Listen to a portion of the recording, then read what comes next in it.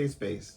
Today, I'm excited to bring to you another amazing guest who's here to share his story and journey with us. This episode, we're sitting down with an accomplished entrepreneur, fashion designer, and the creative force behind SK WiLBUR.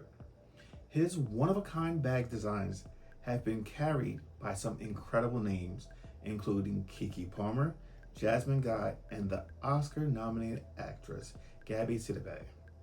In 2022, he took things to the next level with the launch of B.Brave by SK WiLBUR, a bold collection of vibrant backpacks featuring original comic book artwork paired with digital content.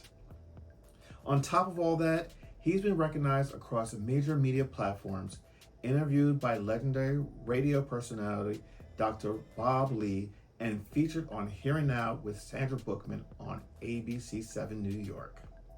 So please join me in welcoming this accomplished designer, visionary, and all-around inspiring human being, Mr. Wilbur Pack Jr. Wilbur, welcome to the show. I'm good. How are you doing? Well. I'm so thankful for you to join us today for our conversation on Safe Space. So tell the audience a little bit about yourself before we get into it. Okay, so I can tell you, so I'm born on Halloween. Okay. Almost 58 years ago, so the birthday's coming up. Grew up in Queens, New York. Lived there most of my life, and now I'm a Brooklyn resident, and I am an entrepreneur, a design entrepreneur. I run a company called B.Brave by SK WiLBUR, where we use comic book art on backpacks and t-shirts to share the stories of Black historical superheroes like Medgar Evers, Bayard Rustin, Barbara Jordan, Sojourner Truth. The list goes on. Each backpack, each t-shirt comes with QR code technology so that you can scan it. It'll take you to my website where you can learn more about these often ignored Black superheroes, and see content, video content created by young people using performing arts in their own voices to share these stories creatively. That's awesome. And I do want to touch on that a little bit further on in our conversation, but I want to go back a little bit because one of the things I love to do, this is a platform in which I use to help people to have to be seen, one, and then also to shed a light and then also be of inspiration to others. You know, us growing up, especially I know for myself growing up, I didn't really see a lot of people like myself, or because of the fact that, one, I wasn't really allowing people to be in and to see who I really was. And I really want to know about your journey, you know, your coming of age story. You know, when is it that you realized that, for lack of a better word, you were different, you were unique, and who you truly were? So take us back to like your early youth and when you realized that you were a little bit different. And if you don't mind telling everyone how you identify. I identify as a human being. I am Black, and I am gay. Okay. Yes. All right. So tell us a little bit about your story. Go back a little bit and just share a little bit of yourself. I was a very good student, on the honor roll most of the time when I was in grade school, and kind of bookish. Some would call a nerd. I probably still am a nerd, actually. And there's nothing wrong with that. Right. And mostly an introvert. Now I'm a extrovert introvert. Okay.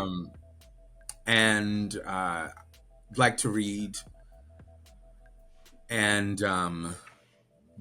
like you, there were not a lot of people that I could identify with. I am getting tongue-tied. I always felt like I was special in the sense that I just saw things differently. You know, things were like I could see magic in performing arts, which is probably why I do the work that I do. Very touched by the arts, you know, emotionally, always a very strong faith. I grew up in the church, Mm. and we went to church very often. Not every Sunday, but at least 2 Sundays out of a month. I went to parochial school, so there was faith education there, and always felt very connected to God. And I always wondered if the way I felt was the same as the way other people felt. Very connected to God, very seeing things very magically, very beautifully. And I don't think that was the case. So, I mean, that is my childhood, basically. Okay. All right. So I know just from, following you on social media, you're a very spiritual person. How did your spirituality intertwine and interact with who you are and how you identify when you were growing up? What did you find it to be difficult, or did you find comfort in being a spiritual person and your sexuality? My sexuality was sort of like a surprise to me, actually. It was not something I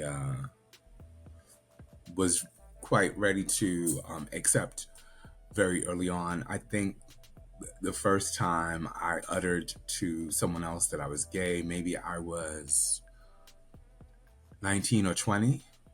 And it had just, I was becoming a young man. I was a young man at that point. And so it, you know, things have become kind of obvious to me when you are attracted to the same sex. You're just like, what's going on here? Is this because I'm just different, or what is this? And so it did take me a little while to sort of accept that. And I'm not really sure if my faith had anything to do with that delay as much as it was just very odd and strange to me. Okay. So how do you reconcile the two now? You know, as an almost 58-year-old, you live life, you have experiences, and you have to come to your own understanding of who God is and what God is. And I also have, my baby sister is very like, we go back and forth, not back and forth, but she sort of leads me down the path where the Bible, while it is something that we live by, it is also something that has been translated many times and adapted many times, and we still see today that it's used in a very as a weapon, as opposed to a source of refuge and solace and comfort for people. And so what I lean into is that God is love, and God has created me in his own image. And because of that, I don't really have the issue of, well, I'm going to hell because I'm gay. My Right. thing is, how am I living, and how am I interacting with people? Do I do it lovingly, or is it, in a very mean spirited and, exclusive way? Because Right. I think the kingdom is for all of us. It is not something that is exclusive. It's not like we're waiting on a velvet rope to be accepted by Jesus. He takes us the way that we are. Absolutely. And one of the things that I always talk about is that, look who Jesus was hanging out with. Jesus was not hanging out with people like, I want to say, the Pope or Oprah Winfrey. He was hanging out with thieves. He was hanging out with prostitutes. He was hanging out with cheaters. And so when we examine the book that way, to me, it makes more sense to understand that this is not an exclusive club, but it's very inclusive. Absolutely. I love that you said those key points. I think it's really true. Um, so let's kind of step back a little bit. You're a man of faith. As you said, you probably realized that your coming of age was around 1920 when you were really finding out who you were. Um, That's not coming of age. That's coming to acceptance. yeah. All right. I think that there's a distinction there. Okay, okay, correct, correct. But I want to also kind of dive in because you're very accomplished. You've done a lot of things in your life, but then also you are married, and I'd love for you to talk about that because here's the thing. We are living in a time where it is now legal for same sex marriages, and also we are living in a time where that can very well be taken away from Absolutely. people that are not currently married. And we need to make that distinction. The current administration that we're living in, they're taking away a lot of the rights that people have fought for especially people like us to have. I'm married as well, and I know you are. Talk a little bit about being able to find love and then be married, and then talk about your marriage a little bit. Give hope to others that want to go down this particular road. Well, my husband and I met a little over 27 years ago, and he had placed an ad in the back of a magazine, uh, and I answered the ad, and it was very succinct, and not a whole lot of razzle dazzle, but I thought it was me. Um, he was looking for adventure. He was looking for someone who was looking for something permanent, a little more permanent, and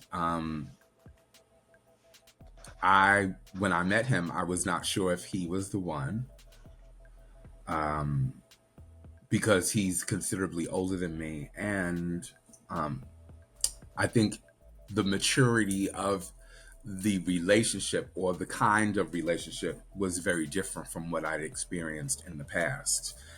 Um, but here we are, 20, almost 28 years later, and so Wow, something went right, something and was something there. continues to go right.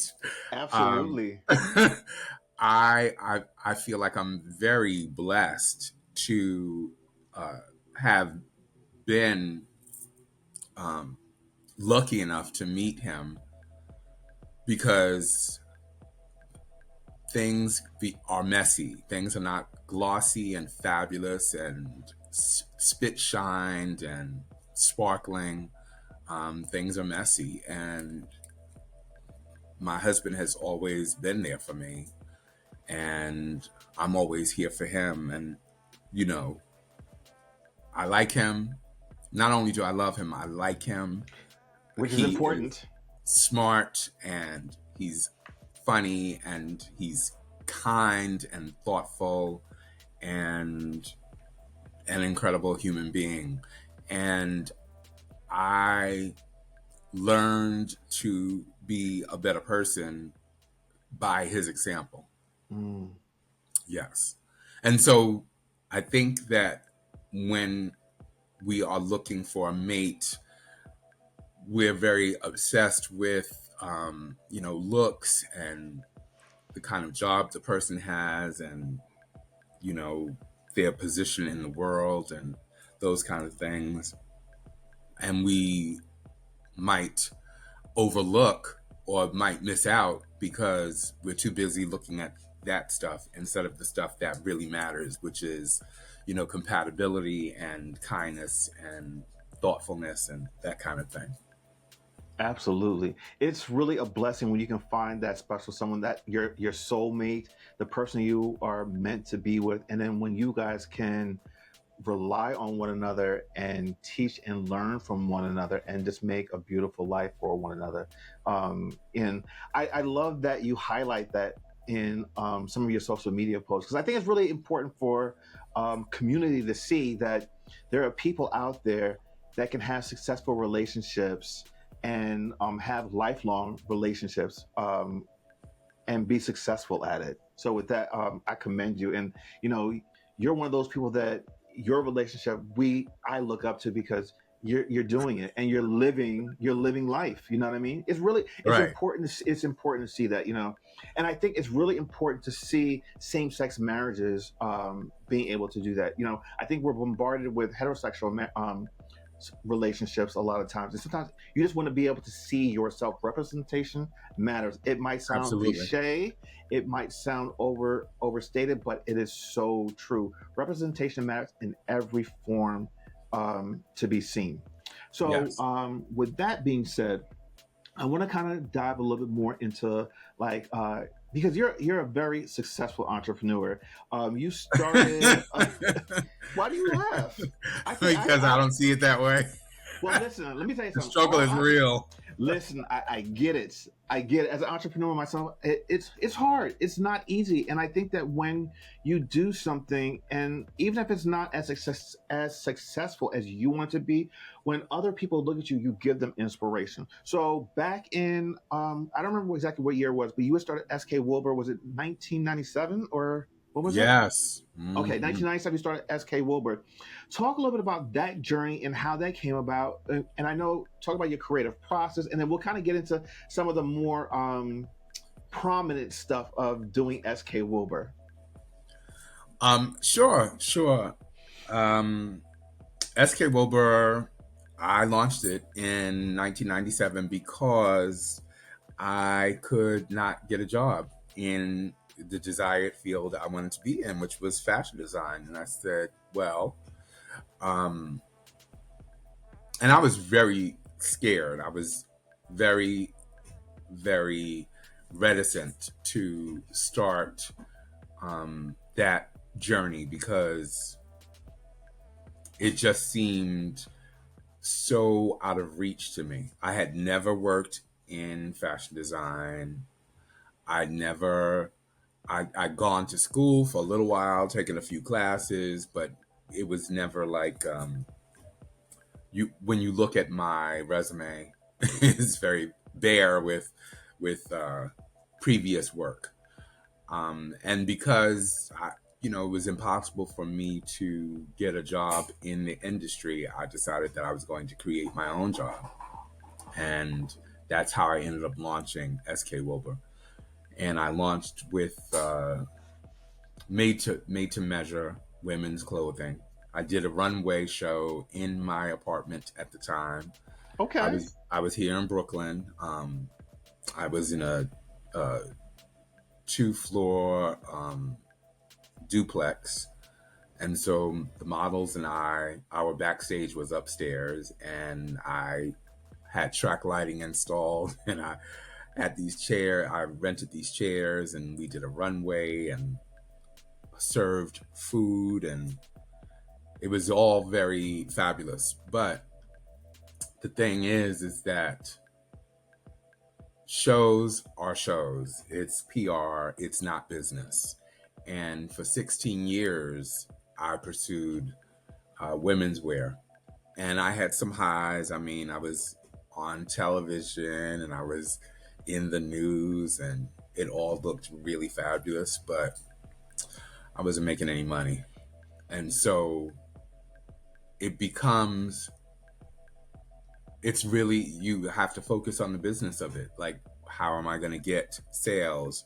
What stores are going to pick me up? How do I get there? And the road, when you're in ready to wear, is very difficult. It's very difficult. I don't want anybody to be fooled into, okay, I can wake up tomorrow and decide to do this like I did. Because while I was doing it, I was I had another job at the same time, and so it was everything that I made went to my business. So Right. there's that. Okay.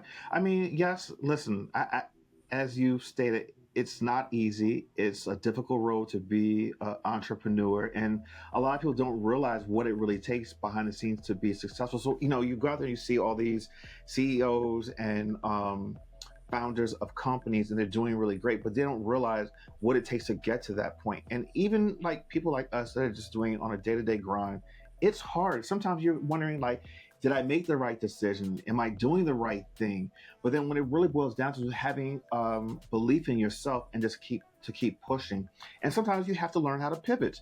And I think that you've been able to do that a little bit. But before we even move to your pivots, let's talk about you were doing some designer handbags, and you actually have had some really high profile clients that have been that have your wares. Keke Palmer, Jasmine Guy, and Oscar nominated actress Sidibe, wear your stuff on red carpets and have been photographed with your stuff. So you've been Well, seen. that was the pivot actually. When Oh, I okay. pivoted to bags, I Okay. pivoted to Okay. bags, and I made them myself, and that was a lot of hard work too. Mm-hmm. But once again, it's lovely to have that kind of recognition, to be in magazines, to be in newspapers, to have A-list celebrities carrying your pieces, but you still got to worry about how am I going to make money. Yeah, I hear that. I hear Yes. that. So, I always say, a photo of me and Keke Palmer and a quarter will get you a call. That's what we used to pay back in the day when there were phone booths. But, it's it while people see it and just like, oh wow, that's really cool, that's great, blah blah blah. That's great, but are you gonna buy a bag, boo? Because I need to make some money. I need to be able to pay my rent. This is very true. Very Right. true. All right. So after doing the designer bags and celebrities seeing your work, you've also even pivoted and you created a new brand called B.Brave by SK WiLBUR. Talk a little bit about that and what this new business entails and why it's so important to you. So I was actually working on the SK WiLBUR bags when I decided to launch Be Brave by SK WiLBUR. And what had happened was, um, in my old job, I'd met this gentleman, and he is, in the world of business. And he reached out to me. It was early part of the pandemic, and he said, "I have a friend who owns a elite luggage brand, and he is having a hard time right now because if you remember, we were not traveling during the pandemic. You couldn't go Right. anywhere. And so he thought that my funky urban sensibilities married to this elite brand might render something exciting and different and interesting because most of his clients look like this Mm-hmm. and most of mine look like this. Mm-hmm. And so this was a way for him to expand his product offering, offer something different. And so when he approached me, it was all very quick. I was like, I got the perfect idea because I had always loved comic book art from the time I was a kid. I would read Marvel comics, DC comics. Wonder Woman was my favorite. That's how I was a little gay boy. Um, uh, I love the colors, and when I went to college, I took my first Black Literature Studies course, and started learning about all of these amazing, accomplished Black people who had done really notable things, but I had not learned about in my early education.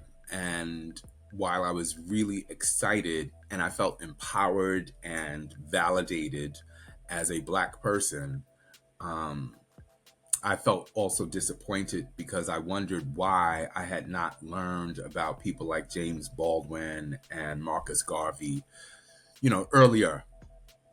And so when this opportunity was coming my way, I said it would be so cool to combine history, Black history, with comic book art into a bag. And my concept was then, and is now, you can buy it at B.Brave backpacks.com, is to use comic book art that is exciting, vibrant, that empowers young people and our other community members. I carry my backpack all the time.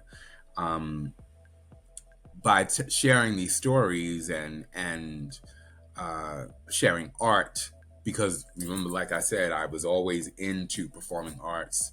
I always thought that to reach people, performing arts is a powerful vehicle, because it makes you think. It comes to your heart and your spirit, as opposed to, if you're a racist, maybe it will soften you a bit. At any rate, that is how I ended up starting Be Brave by SK WiLBUR. Last year, I closed SK WiLBUR down after 26 years. It had done everything it was going to do, and now my focus is solely Be Brave by SK WiLBUR. Okay. All right. So who or what inspires your designs, and how do you translate that inspiration into something tangible for the audience? So I'm inspired by history. I'm inspired by people like you, like me, everyday people. I'm inspired by, neighbors and friends. And of course, I'm inspired by the people whose stories I've picked up the torch to teach people about. And so, always that. When I was a kid, my parents took me to my first Broadway musical, and it was The Wiz. And that always remains an inspiration to me because the costumes were magnificent. Jeffrey Holder had designed the costumes, and they were colorful and vibrant. And the story was, the Wizard of Oz, but from our point of view. And so Yeah. that always inspires me. And so it's not one thing in particular, it's many things. I've lived a while, and so there are always things that inspire me. There are artists who inspire me. Their work is amazing and inspiring. Okay. I think I've said that word enough. You can never say it enough. You can never say it enough. So let me ask you, walk us through your design process, from concept to a finished product. Oh boy. I mean, it's different for different things, really, to be Okay. honest with you. With Be Brave by SK WiLBUR, it's less design time. I mean, it's more business than it is design. And that's why I think this is going to be a huge success, because I'm really focused on the business of it. The design comes so easily to me. That is like, okay, idea, got it. It's the business part that takes the most nurturing. How do I connect with outlets that will support what I do? Mm-hmm. I reach out to schools. I'm carried in cultural institutions, museums. Um, I run these workshops that combine performing arts or podcasting or art with education about Black history. And so I'm always looking at the steps that I need to take to connect with organizations that are in alignment with what I do, what my mission is. Okay. And so I can't really discuss the the uh, the creative process as much anymore, because it's taking a different pathway. Okay. I can talk about the past. Well, talk about that a little bit. and how it's influenced what you're doing, how you do it now. Well, after the whole George Floyd, Breonna Taylor, Ahmaud Arbery situation back in 2020, I turned up the volume on celebrating us, on Mm-hmm. celebrating our culture. And so it was a deep dive into rap and dance and spoken word, and using that to amplify the stories of us. I wasn't really focused as much on history, but I was focused on the way we move, the way we speak, the way we interact. Um, that was it more than anything. And so there was one particular collection where I called it the emoji collection. And I used emojis or emoji symbols Mm-hmm. on the leather bags I was making at the time. So Okay. it's different things. Awesome. All right. So while we're actually talking, we're going to be showing like your website in the background, so people can start to see some of the things that you're actually doing. Let me ask you this before we move on, because I want to talk about you're very big in community and giving back, and I want to spend some time talking about that. But before we do that, for aspiring designers and entrepreneurs watching, what's the biggest lesson you've learned along the way? Handle your business.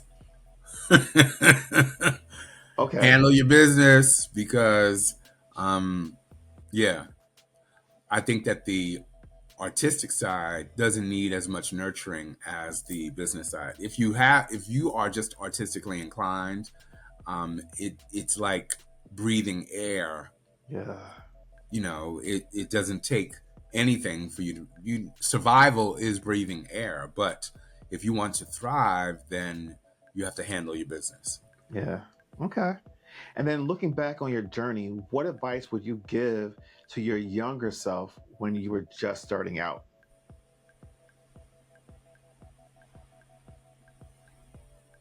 That's a very good question. Take a um, moment, take a moment, think about that. I would say don't waste time on people who are not there for you. I I'm kind of a loyal person, and I give people the benefit of the doubt, Mhm. and people don't always do that with me, and nor do they even are they very clear about, okay, what you just did or what you said doesn't work for me, and I'm just not going to help you anymore. I'll smile in your face, but if Mm, you ask me for a favor, I'm just not going to do anything, and I'm not going to even tell you that I'm not doing anything. Just the weird things, the weird games that people play. Don't waste your time with them. If, yeah. if they've shown themselves to be not helpful, then chances are they're not really here for you. What is it? Believe them when they tell you who they are.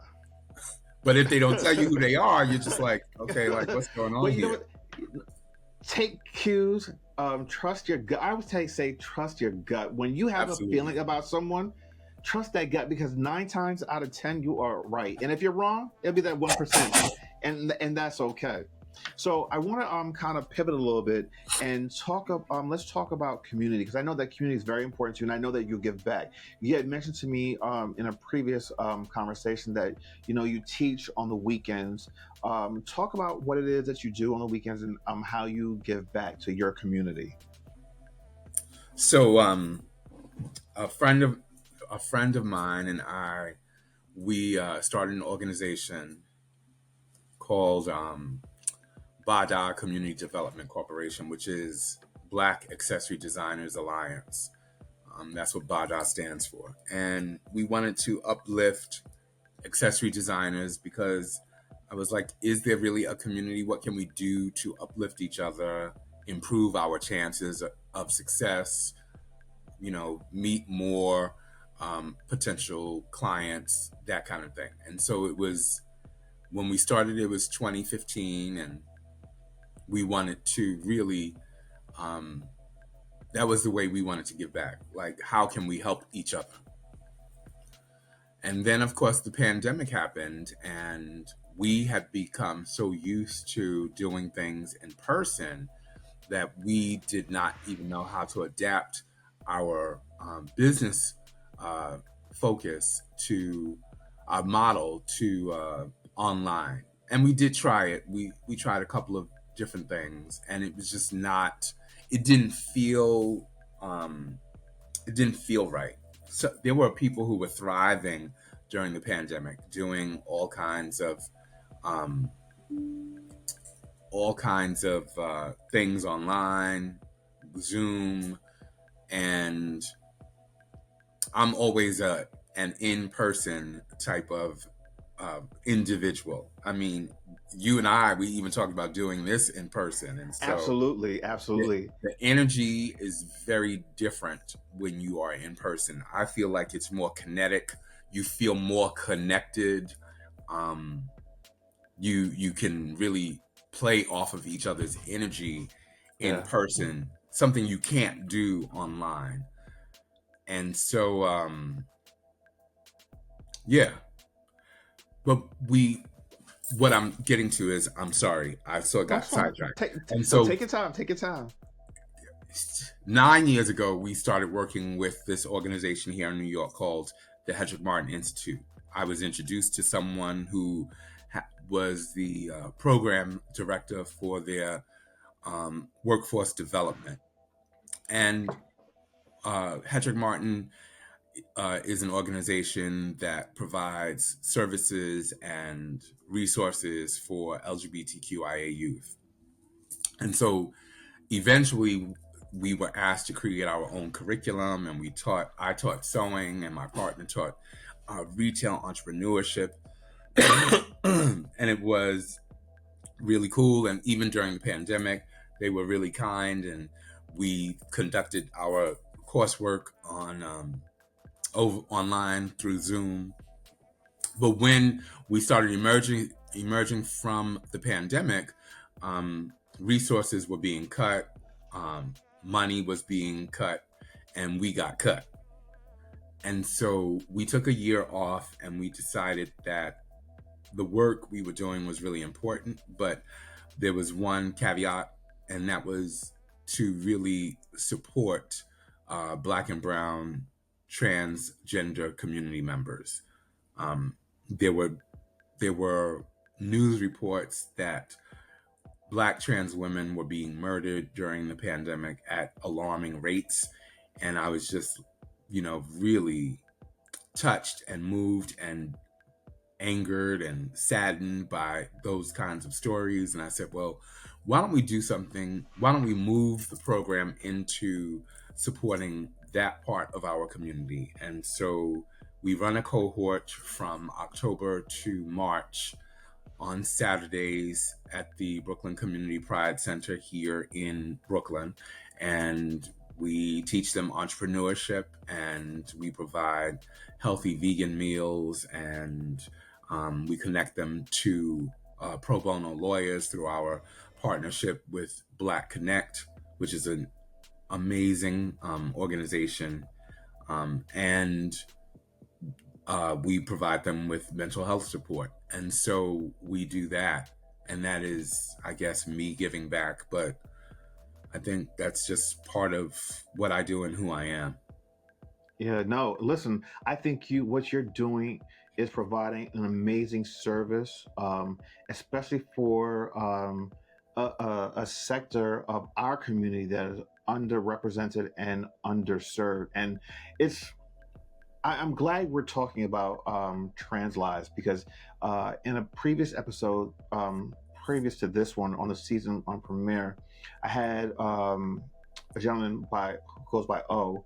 He's an ally, and we were talking about the trans community and how, especially now in today's political environment that we live in, trans people are under attack, and Yes. for no damn good reason. Nope. If we're being serious, trans people are just are the victim of political hatred. And, in every social status or era that we go through, there's always one community that's targeted and targeted because they're marginalized, and the trans community is. So the fact that you're able to provide services for the trans community is one commendable, but so needed. More services like what you're doing are needed in communities across this country and in the world. So I say thank you for doing that.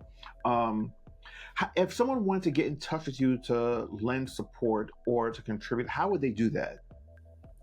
They could email me at theba.org@gmail.com. That's THEBADAORG at gmail.com, or go to our website, www.badaunite, BADAUNITE.org. Okay, awesome. And we're going to make sure And that. I also want to say that Yeah. our funding, we did not get our grant. And so our program is at risk right now of not happening. Okay, so if people want to contribute, they can go to the website you said, and then you can get in touch with you or your partner Yes, to maybe absolutely. contribute towards funding. Okay, Yes. awesome. Before we leave, Wilbur, what words of wisdom can you impart on the people that are watching us here today? I think there are a few things I would say. Live your life, live each day as if it's your last. Be grateful. Do the things that you want to do. Do the things that you love to do. Be with the people that you love the most. Just don't take anything for granted. I know that's difficult to do, but it's really important that you live your life that way. As a kid, I think I was scared to do a lot of things because I was very unsure of the outcome. But I think that when you live that way, you deprive yourself of a lot of joy. And so you want to live each day very joyfully, living your purpose, and loving the people that you love. Mm. Yes. Okay, Wilbur, thank you so much for joining us today and sharing your incredible journey. It's been inspiring to hear about your creativity, your challenges, and how you've turned your vision into something that's making waves in the world. I hope that people walk away from this experience and hearing your story, feeling encouraged and being able to just go out there and live their best life. Thank you so much. Now, before we go, let people know where they can find you. Oh, you can find me at so many different places, but if you want to email me, you can email me at BBRAVE BACK at gmail.com. That's BBraveBackpacks at gmail.com, or theba.org at gmail.com. That's THEBADAORG at gmail.com. You can go to my website, BBraveBackpacks.com, or badaunite.org. And you can find me on Instagram, BBraveBackpacks, or Badaunite. Or you can even find my personal Instagram, SK WiLBUR. Because that's where I live. I'm on TikTok, B.Brave Backpacks. Yes. If you really want to find me, you can find me. Okay, okay. And listen, all that information is going to be down below in the description. All you have to do is click on them and be taken to wherever you want to find Wilbur. So listen, thank you guys for joining me for another episode of Safe Space. Of course, before we get out of here, we have to take care of some business. Make sure that you like this video, you subscribe to the page, and then also hit the notification button so you can get notified every time we drop a new video. And of course, you can find me on social media at constantly_changing the number 4me on Instagram, on Blue Sky, on Threads. And of course, you can find me here on the IndieSoup Network and on my YouTube channel, Constantly Changing for Me.